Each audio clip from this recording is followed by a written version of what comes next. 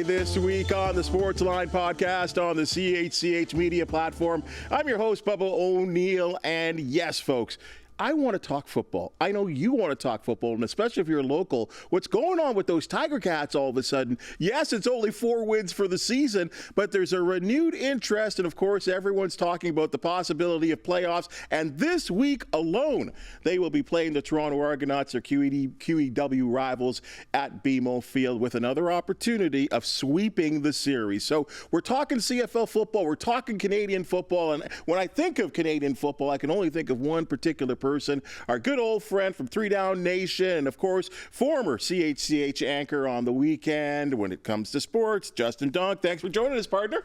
Good to be with you, dude. Back on the red couch. It's always great to talk to you because I know you're the kind of guy that's always in the know, and I know you're doing all kinds of different things. You're doing podcasts all over, your own podcast on 3DownNation. I see you on multiple other networks as well, too, so we're actually happy that you're in here to talk to us about the Canadian Football League.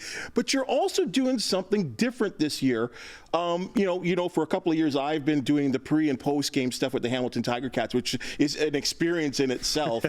But you have taken it to the next level with a team, with a fan base that I would say, if not equals, might be even more fandom than the Hamilton Tiger Cats. I'll say that with the Saskatchewan Roughriders, that fan base rivals any in professional sports across the globe. Bubba, you could travel and go to the other side of the world or go down to the sunny spots where people like to go to in the winter, like Mexico or something, and probably see green and white, somebody wearing Riders gear. In fact, Corey Mace, when he first took over as the head coach of the Riders, I think it was actually Mexico he went to, and he saw somebody wearing green and white. So this fan base is unlike any other, and that's not to put Tiger Cats fans down because we know how passionate they are about their team, but they literally live and die with this football team. And based on what I've heard out there, people also feel like, it affects the local economy in Saskatchewan as well. So they're so tied into it from many angles. What made you get involved?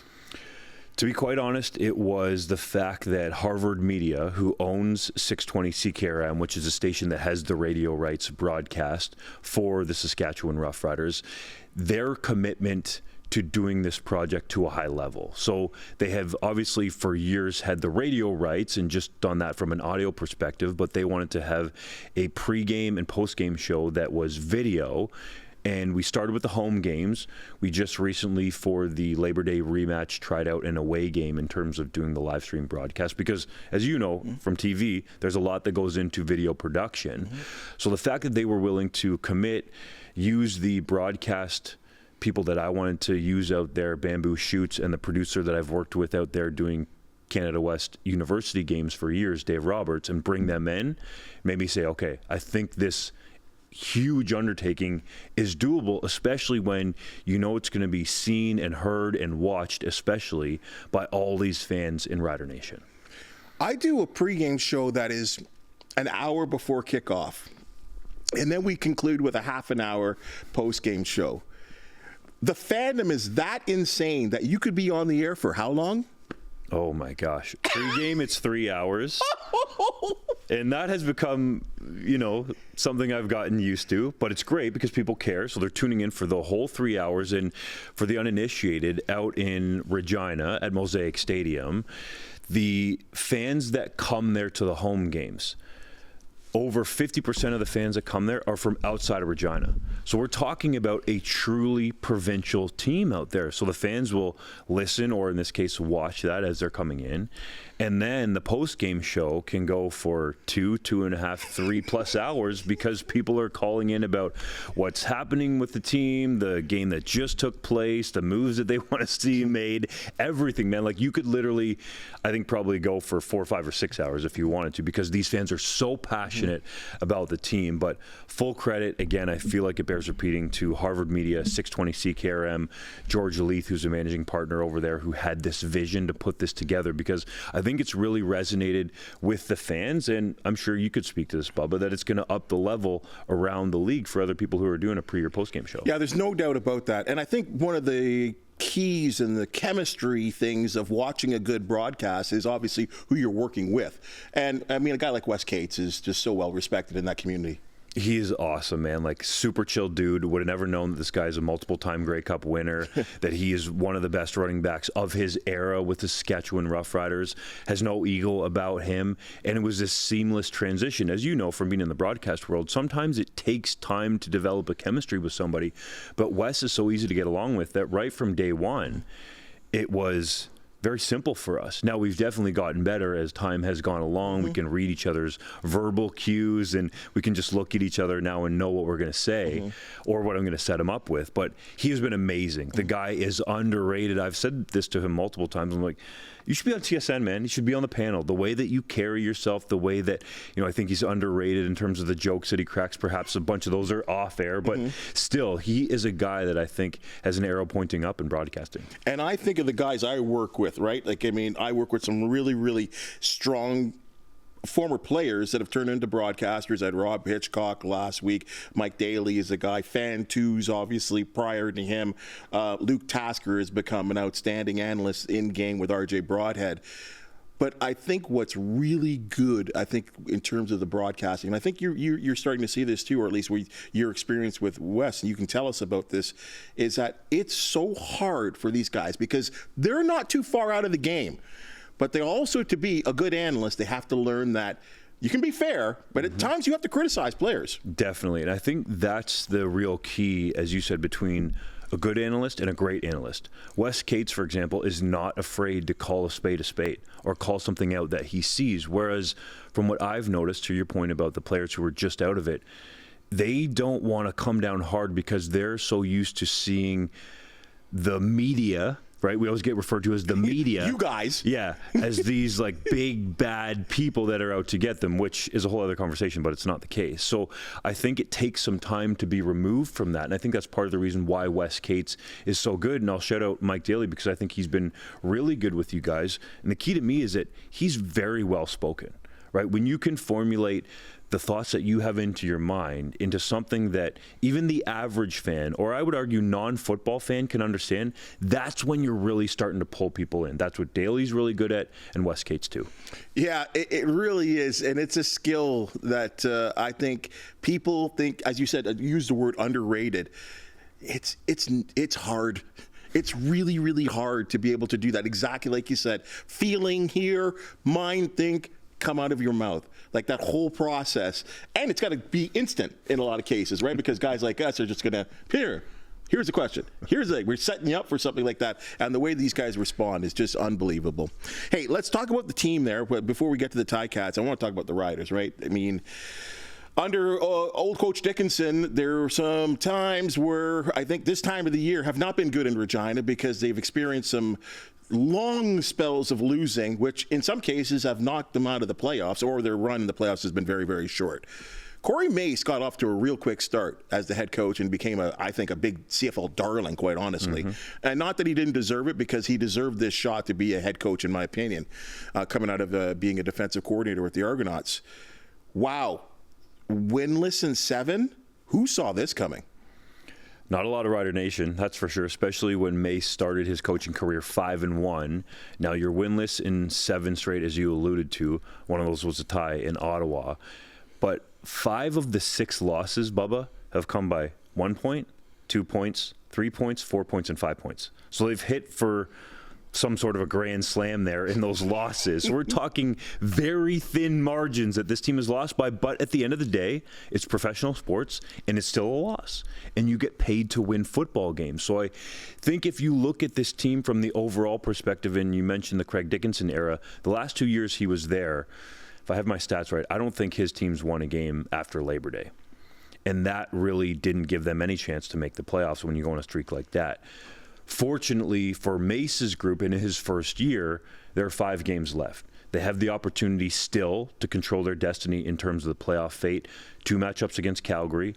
They get Ottawa and BC at home, which should help, and they have to go to Edmonton. So if you can stay above the Tiger Cats for potentially crossing over, and Calgary and Edmonton, that obviously means that 6 teams are in the CFL, and those 3 could be out. That's what the Riders have to be looking at. But the West Division is so crowded that if they turn it around and sort of throw it back to earlier in the season, that they could be hosting a home playoff game. What's with the role reversal? We've always deemed the West as being the best in the Canadian Football League. Always, teams maybe with 1 or 2 losses at the top and in third place, secure in the playoffs. Right now, it's just a canister of teams, even down to where Calgary is. If they got hot, who knows where they could end up. You're right. I mean, if Jake Mayer could play consistent football, I think Calgary could be really good. But, it's a whole other thing. I think what's changed here is, especially the stability in the East Division, right? You have Danny Machocha and Jason Moss who are in lockstep. Cody Fajardo, yes, has kind of been in and out of the lineup a little bit, but they've shown that they can bring in new pieces there that fit the system that Moss runs on offense, that Nothorpe runs on defense, and can still play, right? This is an Alouettes team that, went a number of games without Cody Fajardo as a starter, and Davis Alexander steps in and plays well, which good. I think actually he was. Downgrades Cody Fajardo's MOP campaign because you're like, well, this other guy can step in and play at a similar level to you. And you look at the defense there in Montreal, Sean Lemon is dealing with this gambling thing, but it hasn't caused that defense to miss a beat. I think it's kind of a no-name defense. In Toronto, you have Ryan Dinwiddie, who's been a constant there. Yes, some of the staff has turned over with Corey Mace going to Saskatchewan, but to me, that's been a real key. You look at Ottawa, Bob Dice has been there for a couple of years now, and even more than that when he was the interim guy. So I think that that's really helped, and they all have a legit number 1 quarterback. I'm not saying you can't say that about out west, but I think where things have changed and flipped is it wasn't the dominant start or team that we're used to seeing from the Winnipeg Blue Bombers. And I think that kind of flips the win-loss category. Yeah, they're getting old, but, they're still right there. Yeah. First place in the West Division. It's hard to believe. The sexy pick was the BC Lions, who've had their issues. Vernon Adams Jr. started hot, didn't look so great. Nathan Rourke comes in, and everybody thought he was just going to come back and play right away. And, I want to say this, Bubba, pro athletes are humans too.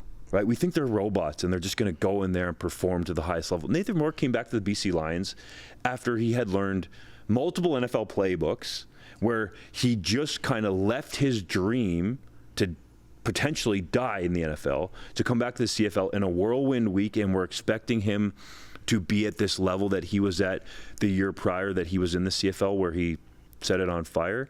I just don't think it's fair sometimes that we think pro athletes can be robots.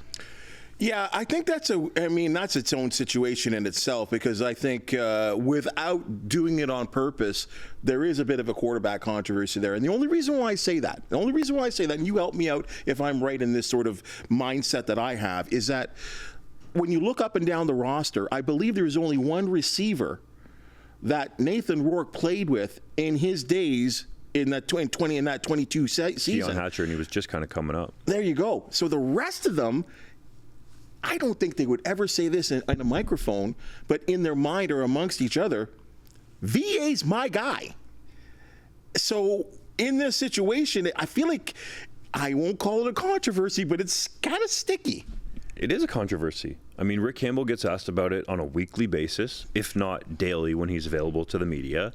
And when you have a guy like Vernon Adams Jr., who was playing at an MOP level for the first handful of games, definitely wasn't after that.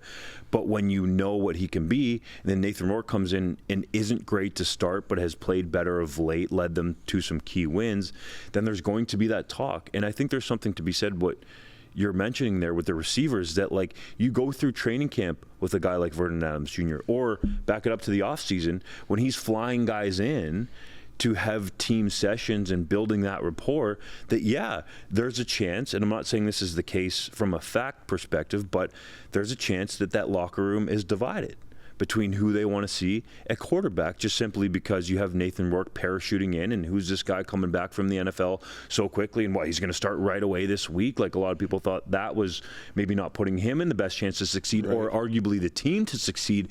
And oh, by the way, you're going to make him the highest paid quarterback, not just by a little bit, by a freaking country mile. And I'm not saying he doesn't deserve it, but what message does that potentially send to the rest of your team? Interesting situation out there. Let's turn to the home team here. Okay. It's been an interesting season, and I know that you kind of watch. You're all over the league. There are a lot of. I think we're at this point right now. We're looking back at the season and saying, "Boy, lost to Saskatchewan early in the year." I think there was the season opener in Calgary. There was a last-second loss to Winnipeg. A last-second loss to Ottawa. Boy, if the Tiger Cats had won a couple of those games, they wouldn't be in the situation that they are in. win. But there's a good feeling all of a sudden. You put together back-to-back wins, and I know it's only 2 wins, but is there a reason to start even talking about possible playoffs? I think so. The crossover's wide open. The Tiger Cats control their destiny in that regard. And I do think that there is that feeling when I talk to people around the league that the Ticats are potentially dangerous in the way that they've been playing. And we've seen some of the playmakers step up. I'll say Tim White has been more consistent of late. I know he was getting a lot of the blame for some of those early losses you mentioned with the drop passes that he had. And, you know, with them, you talk about the quarterback position, it's so interesting what's kind of gone on there that Bo Levi Mitchell, statistically, is having arguably by far the best CFL season of any quarterback in the league. But then Taylor Powell gets inserted, and it seemed like I should say that was the way Scott Milanovic wanted to go. But then he has the unfortunate injury, has to go to the hospital, and it's back to Bo Levi Mitchell. Like, the fact that they have dealt with that and Bo has been a true pro, I think has helped this team at least be in a position where they could have a chance to get in the playoffs. Just that chance down the stretch. I think a big difference that I'm seeing too is, and I didn't know what I thought. I mean, maybe I shouldn't say it, but I'll say it. When Chris Jones was announced as a defensive coordinator, the Tiger Cats are like, oh, God, are you kidding me? What, after disaster, what was it, 8-30 as a head coach? I'm probably pretty close there. It was bad. It was not good. And a fan base that was ripped apart with the double E. But boy, it's proving to me that all his acumen as a defensive coordinator, long before he became a general manager, president of football operations, that this guy is a defensive mind at heart. And whatever he's doing, it's working with the Tiger Cats. I've believed for a little while now that Chris Jones could still be a defensive guru if that was his focus. Being a general manager, being a head coach is much different. And especially being a head coach, you sort of set the leadership tone for your entire team. And it was very clear in Edmonton that how he was trying to go about that wasn't working. But as a defensive guy who's very aggressive and demanding and downright cutthroat with some of the player decisions that he can make, I think that works, because on defense you have to be like that in terms of your mentality. So even though I had a similar thought to you of, really, he's back in the league already?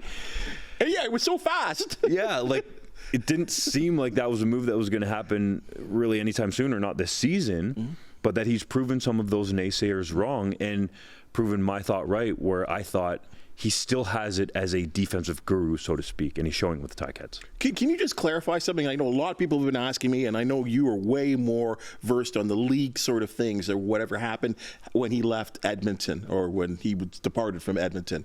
I hear he's not getting paid by the Tiger Cats. Is it a contract thing with Edmonton, or they allow him? Like, because would he have not still been under contract? How does that all work? From what I've heard on Chris Jones' contract situation, it was sort of evolving over time with the Edmonton Elks. I almost said the old name. With the Edmonton football team, we'll say. But from people I've talked to, he got to a place where whenever he was let go, he had a year payout after that. So if the Ticats are going to pay him money, that would, just like any other sport, right, take away from what Edmonton would have to pay him. And I'm sure Jones doesn't mind having Edmonton pay him because they let him go to work for the Ticats. Yeah, it's been a real big difference.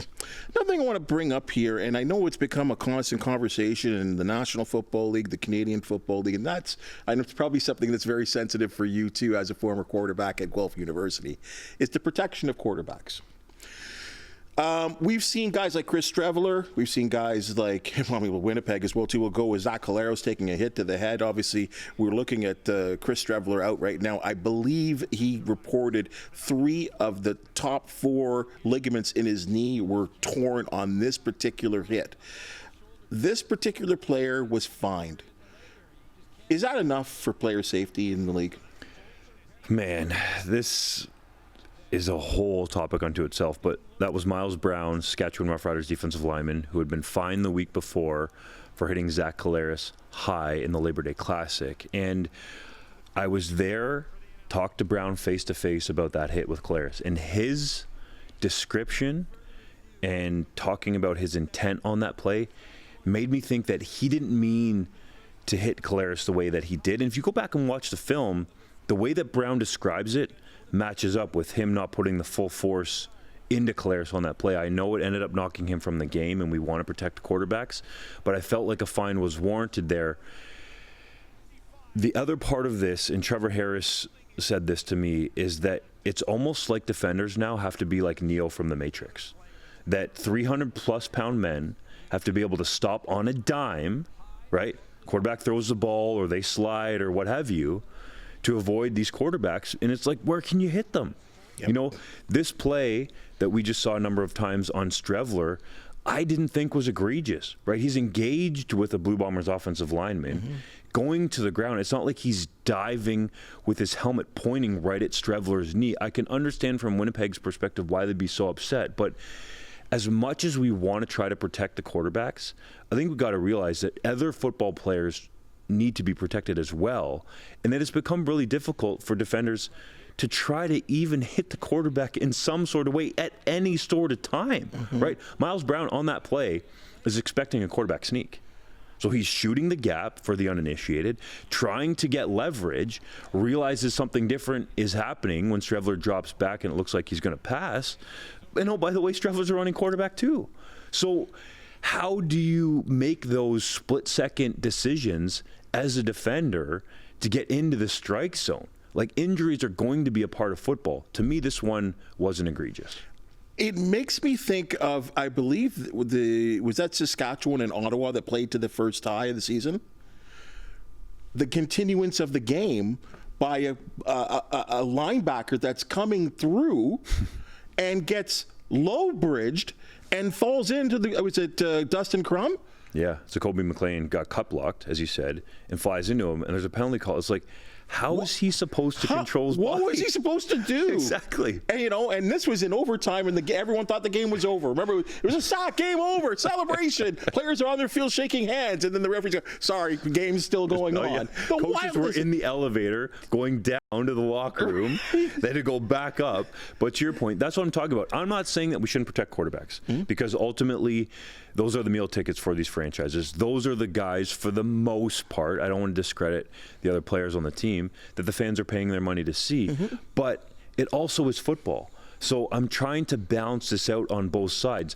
This was not a Garrett Marino on Jeremiah Masoli situation. Yeah, that was far from it, right? For sure. We can understand the intent there. Garrett Marino, I don't think, did a great job at all of explaining his thoughts, at least on that play. His immediate behavior after the hit, too, also was exactly. Pathetic. So that would make this a very different conversation. But I do think the league has done a pretty solid job within their control of trying to protect the quarterbacks. Because as a defender, man, like, where do you try to hit these guys? I don't know. I don't know what defensive linemen are going to do any longer. I don't know what defensive backs are going to do. How do you not get PI on every single play as a cornerback? You basically have to let them, especially because these wide receivers now are all going 6'4", 240, and the DBs are about 6 feet quick. I don't know how you the flag will fly every single time. It's impossible. Look at the Ticats with making the switch from Terry Godwin to Shamar Bridges, right? Yeah. That was mostly size. And I know he's got some other skills as well, obviously. And Godwin was good. To your point. Yeah, Godwin was coming off a 1,000-yard season. Another league issue, and I've been talking about this, and like yourself, I've been on a couple other shows around the nation to kind of discussing this topic. My other CFL podcast, it was a topic, but I'm so passionate about it that I don't know. I have to talk to you about it too. So the 1919 tie between the Alouettes and the Calgary Stampeders. I don't know about you, but okay, I agree with the little mini game thing going on. But when it's over, I feel like there are fans in the stands looking around at each other. I believe there's actually players that are looking around at each other and going, it's over? It's done? Yeah. What? It's a tie? Is a tie a satisfying end to a game? It's not. Definitely not.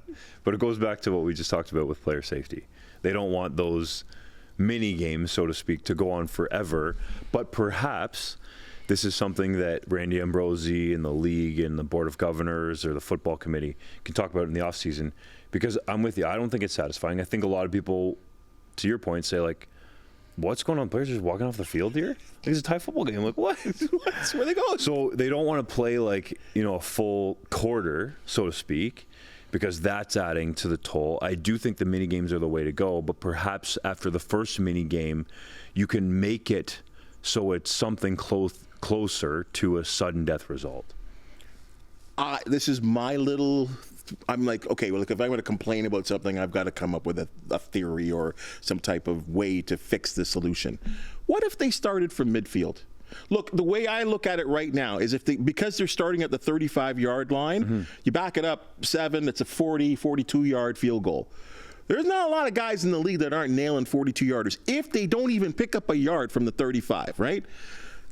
So to me, and even if they get one first down, it essentially turns into an extra point that these guys are kicking. Rennie Paredes is not going to miss too many extra points, right? Like Mark Leggio is not going to miss too many extra points over the season. Why don't they start at the 55? Because then, to me, and you still do the 2 mini games, but you start at the 55. Then your offense actually has to earn it. And you keep doing the same 2 things. Quarter, you got a touchdown, you got to go for 2-point conversion. Would that help? I like it. Let's do it, man.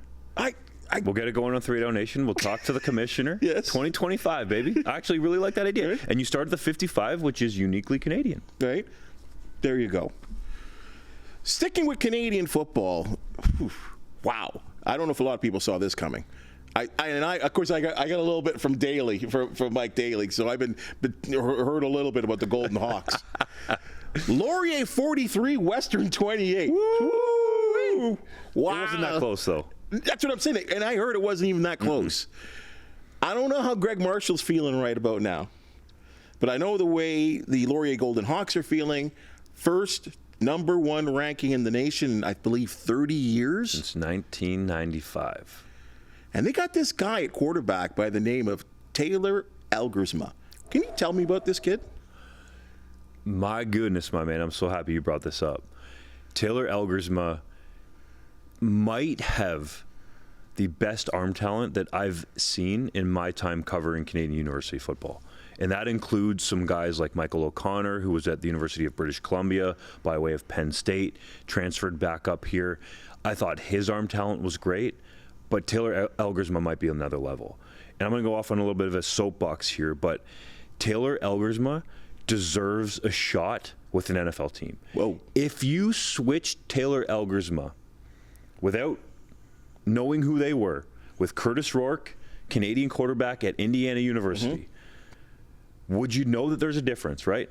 Big, tall, physical guys, more athletic than they're given credit for, more pocket passers, but can scoot out there when they need to.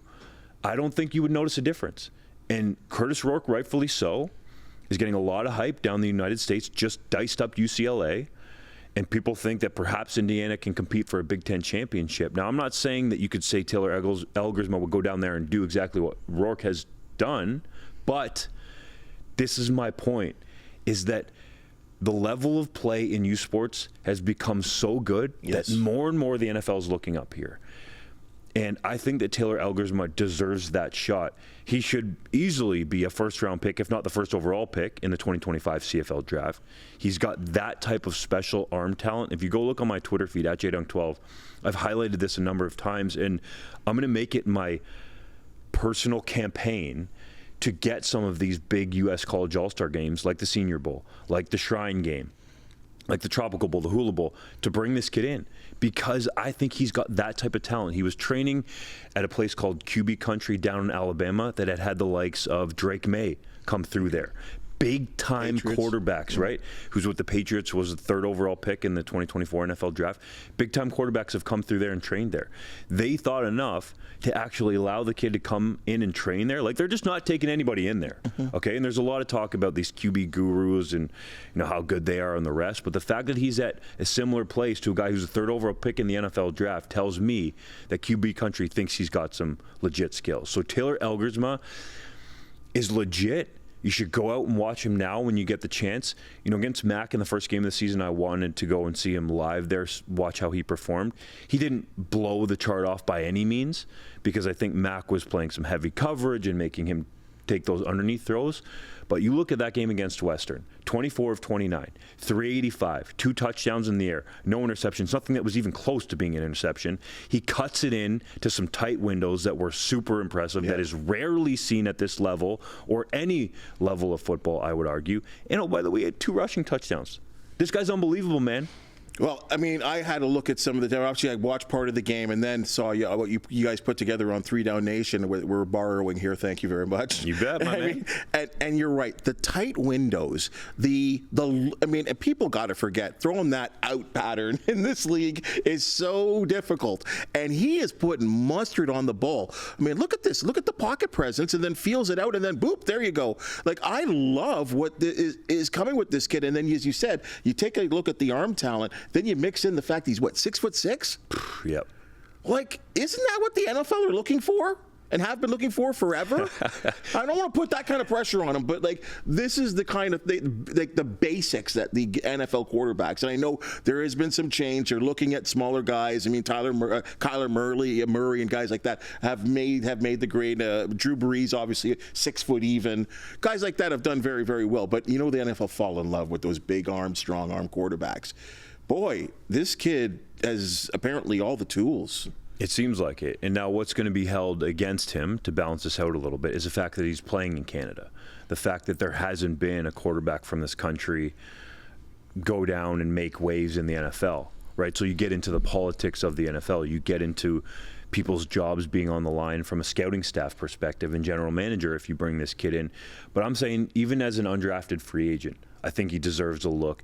Give him the opportunity down there. Part of what he was doing when he was at QB country was learning the American game in preparation for potentially going down to one of these U.S. College All-Star games, because that film is going to be worth a lot, right? Scouts are going to look at him dicing up defenses up here, and they're going to say, well, there's been a bunch of quarterbacks over the years that have put up gaudy numbers up here but haven't really warranted NFL interest. But I think Canadian University football is at a different point now where there's a respect, at least among some NFL franchises, for the game that's being played up here. Look no further than the University of British Columbia.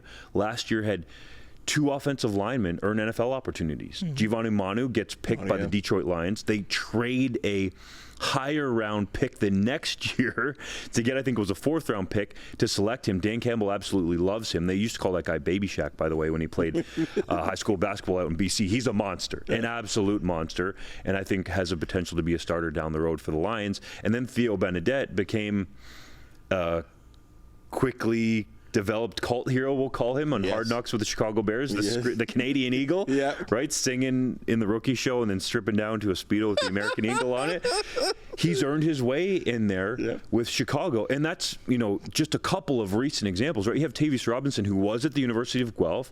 Ole Miss comes and takes him. Then he gets selected by the Baltimore Ravens, and he's playing meaningful snaps for the Ravens. You have Dean Leonard, who was at the University of Calgary, sort of similar thing, goes to Ole Miss, gets looked at there. So there are a number of players that play Canadian University football that have this elite ability to play in the NFL. And that's no slight to the CFL, because I think Taylor Elgersma should get a shot there too. But more and more the NFL is starting to respect the game up here. Another example, Isaiah Knight, running back with UBC, the San Francisco 49ers, who know a thing or two about running the football with Kyle Shanahan and the backs that they got there, Christian McCaffrey, to name one, asked for film of Knight from UBC after they were scouting Manu and Benedette. So there's a trickle-down effect here, that some guys can get seen who maybe otherwise wouldn't have been seen, I should say, because of Manu and Benedette, for example, getting those looks. So I think Taylor Elgersma absolutely deserves it.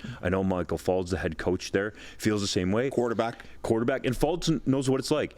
He went from John F. Ross High School in Guelph, which is where I played my high school ball, to St. Andrews College in Toronto. Won, I believe it was a Metro Bowl or Golden Horseshoe Bowl. Goes down to the University of Toledo, where he was a backup to who? Bruce Gradkowski. Not a lot of people might know who that is, but Gradkowski had a lengthy NFL career. Exactly. Yeah. So Faulds knows what he's talking about when he says these things, and he believes that Elgersma deserves at least the opportunity to compete at that level and believes he can play at that level, and I do too. Just quickly there, just you brought up a name there that just, it's so funny, because now I think TSN did a big feature about Robinson this weekend with David Naylor, and I thought to myself, I remember doing, because I was on the MAC broadcast for 3 or 4 years there, and thinking to myself, oh my God. Like, look at the stance of this guy, and we've seen lots of guys, long, lean, the arms, the strength or whatever, but they don't have the.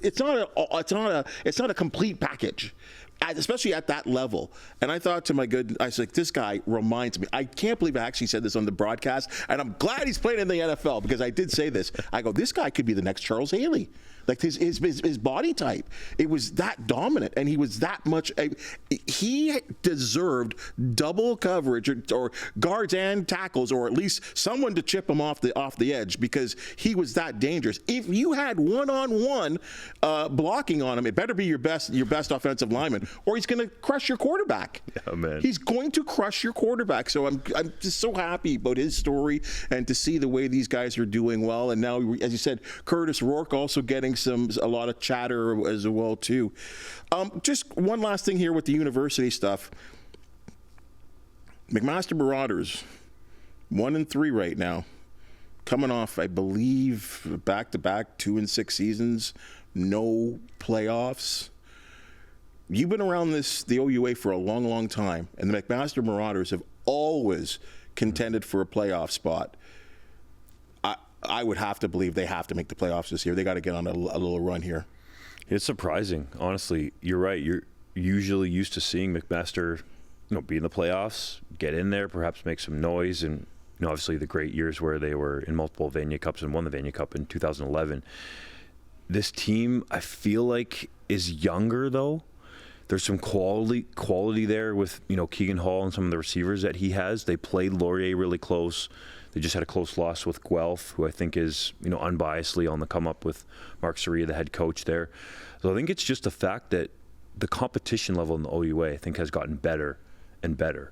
And I want to shout out Dexter Janke at York University for raising the level there. York is not the doormat that they once were. They might be getting beat, but it's not just this walk in, lay down 50, 60, 70 points on York and walk out. And I think that's what's happening here is that the competition level for everybody has been raised, and Mac needs to make sure that they're keeping pace. Yeah, they certainly do, because it seems strange to me because it was just all, hey, you and I were working together at this station here. We're in 2019 when they had a real nice run winning the Yates, and then had to got out west, and we're playing guys like Phil Pott, with the Phil Pott brothers with Calgary, and that's where their run ended. I believe that was the Mitchell Bowl that year. But it just seems strange to see them sort of struggling, and it's good that they finally got a win there against U of T this past weekend. But boy, it's just you want to see them get going again because they have such a tradition. And again, I think of Steph Potasic and I think of a winner. But eventually, all things, again, do come to an end if you don't get into the playoffs or at least win. So we'll be closely monitoring that situation.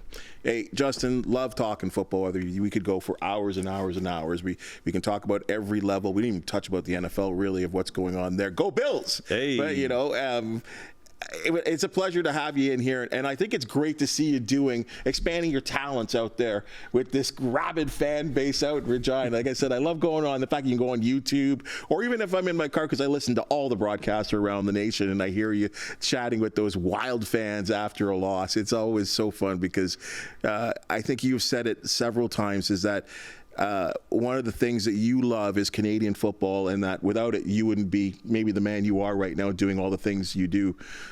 So it's great to see you fulfilling dreams and just continuing to grow. Appreciate you, man. Thanks for coming on and hyping up the pre- and post-game show with the Riders on 620 CKRM. You can get on there on YouTube, as you mentioned, youtube.com/@sportscage.com, and check us out there, man. Just always good to talk ball with you and chop it up and see you. Yeah, it's great to see you, man. Thanks for joining us. Appreciate you. All right, folks, that's your Sportsline Podcast for the day. And as you've just seen and heard, we love talking to people that are in the know. Friends, if you do know of an athlete, team, or accomplishment that needs some recognition, the Sportsline Podcast do want to hear from you. Please hit that thumbs up, like, share, subscribe buttons, and we certainly encourage you to comment. Also, please check out all the informative podcasts CHCH have to offer, like Trending Now and Newsmaker with Louie Butko. For the outstanding people behind the camera that put the Sportsline Podcast to air on a daily basis, we thank you so very much, folks, and we'll see you tomorrow.